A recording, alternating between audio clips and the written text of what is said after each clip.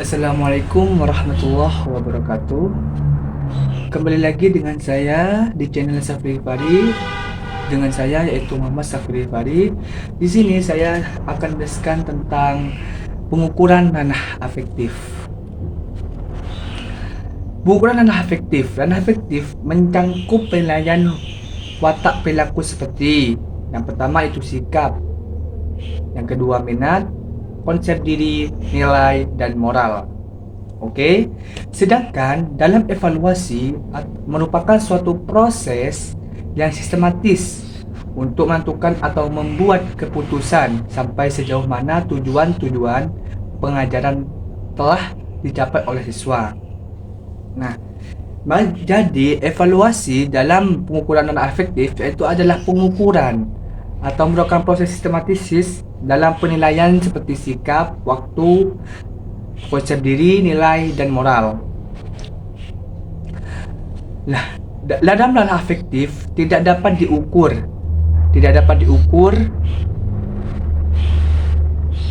seperti halnya ranah yang lain yaitu seperti kognitif. Karena dalam ranah afektif kemampuan yang diukur adalah yang pertama yaitu menerima. Nah, jadi menerima atau memperhatikan sesuatu nilai. Dan yang kedua yaitu merespon. Setelah bila setelah mengetahui merespon, maka hal itu yang akan direspon. Dan yang ketiga yaitu menghargai nilai yang sudah ada. Yang keempat itu mengorganisasi. Nah, mengorganisasi. Dan yang terakhir itu karakteristik suatu nilai.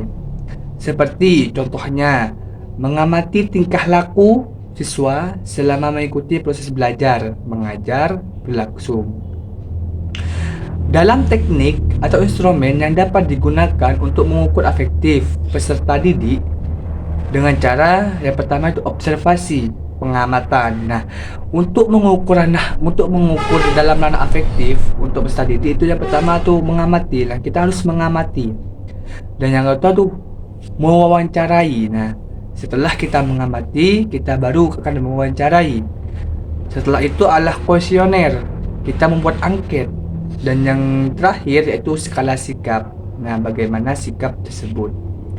Nah, di tujuan penilaian afektif itu yaitu yang pertama untuk mendapatkan umpan balik. Nah, untuk mendapatkan umpan balik yang dimana kita harus mendapatkan feedback baik bagi guru maupun siswa.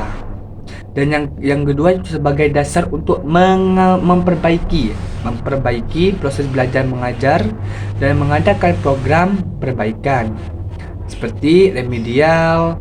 Dalam tugas ujian ada remedial itu yang dinamakan memperbaiki. Dan yang ketiga itu untuk mengetahui tingkat perubahan tingkah laku anak didik yang dicapai. Nah, dalam ranah afektif tujuannya itu untuk mengetahui sejauh mana peserta didik dapat mencapai apa yang sudah disampaikan oleh guru. Dan yang terakhir itu untuk menempatkan anak didik dalam situasi belajar mengajar yang tepat. Nah, dalam ranah afektif tujuannya itu adalah untuk mendapatkan secara benar di mana peserta anak didik itu dapat belajar mengajar secara situasi yang tepat. Nah, mungkin itu dalam ranah afektif. Mungkin itu saja yang dapat saya sampaikan. Kurang lebihnya mohon maaf. Terima kasih. Wassalamualaikum warahmatullahi wabarakatuh.